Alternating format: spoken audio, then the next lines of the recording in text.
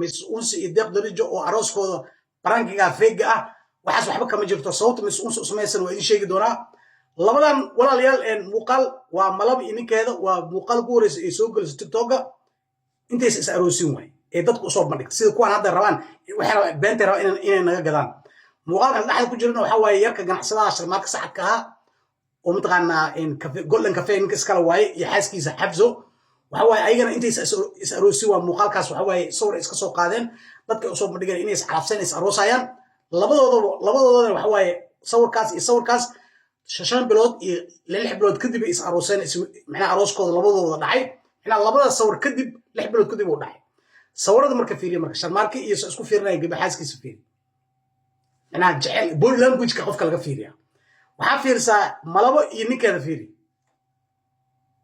markaas kadib ana wataa ka soo hadlay ninka baaristiisa aan raadiyey sidaas la meesha sharmaarkana sidoo kale labadooda waa ka soo hadlay arooskooda waan u hambaliyey aniga walaalayaal si badan waa soo wadaa oo arrintan oo Miss Unsi iyo inkaan Deeq Darijo walaalayaal waa ogtiin aniga dadka fanaaniin dadka caanka wixiis arooso waa soo gudbiyaa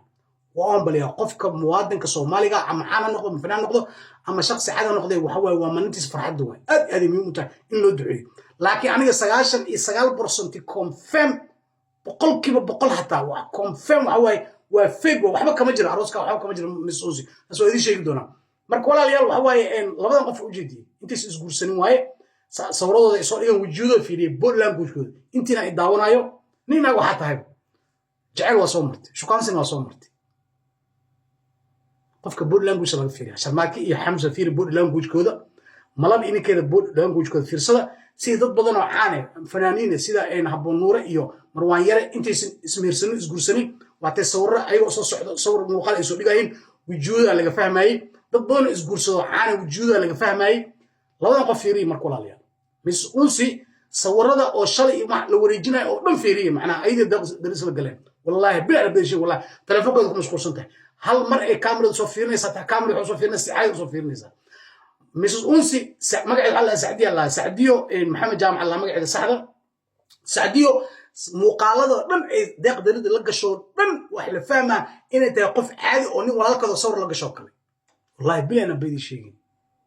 aniga Saadiyo waa taageera oo marar badan waa difaacay ayadana ogtahay Miss Unsi waa ogtahay ninkan aqoon macnaha oo saas uma lahayn oo shalay taariikhis aan ka soo hadlay waxyaalo badan waa u daboolay wax badan u dabool noor ku sameey u dabool ninka waa yaqaan ninka in aad loo yaqaan waa ninkan hadda shalan ka soo hadlay ina si marrabo wallahi billahi tallahi hadaa u soo fidisa ku ninkan wax badan aan soo fafaaga aniga laakiin ma barrabo dhalinyaro waaye ina cadowgiisina u jubi marrabo laakiin wax ka jira male wax ka jira male waa isku xamilayaan marka walaalayaal dadka qaar waxay leeyihiin waxay rabtaa inay hal milyan ku gaarto waxaan saas u sameeyay Miss Unsi asagana sidoo aan u sii noqdo maadaama asaga u yahay dadka youtuberada u hay editor iyo mataqaanaa waxa waaye cameraman u yahay wuxuu rabaa in aan u kor u soo ku rabaa la barto dadka saas qaar ay leeyihiin laakiin isku soo duub annaga waxaan uga fadhinaa qaybta waxaan ku qatimaa walaalayaal Miss Unsi iyo Deeq Darijo waxaan uga fadhinaa ayagoo fiiri labada Nairobi joogaan hadda saacada in hal Nairobi joogaan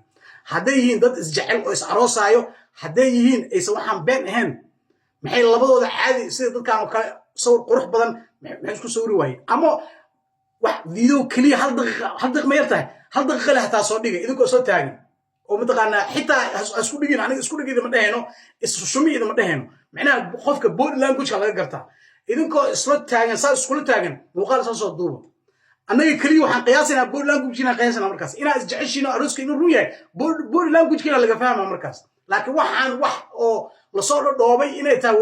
waa la fahmaa Miss Unsi midaa kaa qaldantay waxaa kaa qaldantay barnaamijka dadka u dhiibata xorriye iyo waxa u dhiibata cidaada iyo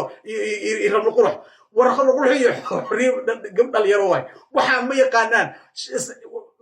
ramla waxay ahayd waxaan in la soo diyaariyo macnaha waxay ahayd Miss Unsi in waxa waaye sawir qurux badan iyo muuqaal qurux badan ayada deeq loo soo labiso suud loo soo geliyo ayadana sidoo kale waxa dhar qurux badan soo gashato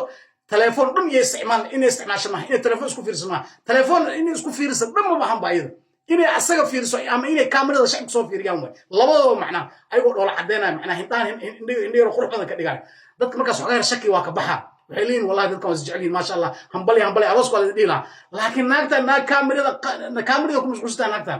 كاميرا مقالة فيها والله بلا كاميرا كنت مشت إنا بيدي شيء أصلا في سوقها في سوقها في حتى فلان الدال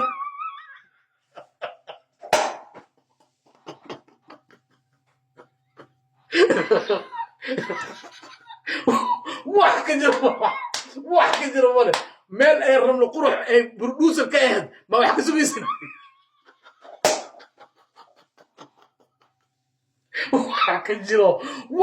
واحد كجرا مال مسؤولي أنا كمال أنت هذا ثم والله تدكوا أي مغلايا وكسو همبلينا وأنا كسو تعينا ما أنت ما كإبادو deeq daraja adigana baaba maalintaad markay imaado waa ku soo been oo ku soo duceynaa laakiin waxaan wax ka jira male aniga beentada quraanka naga dhaafa marka walaalayaal isku soo duub labadan sawirna fiiriya suurkaana fiiriya jawaabta markuu helaysiin salaamu calaykum waraxmatullaahi tacaala wabarakaatu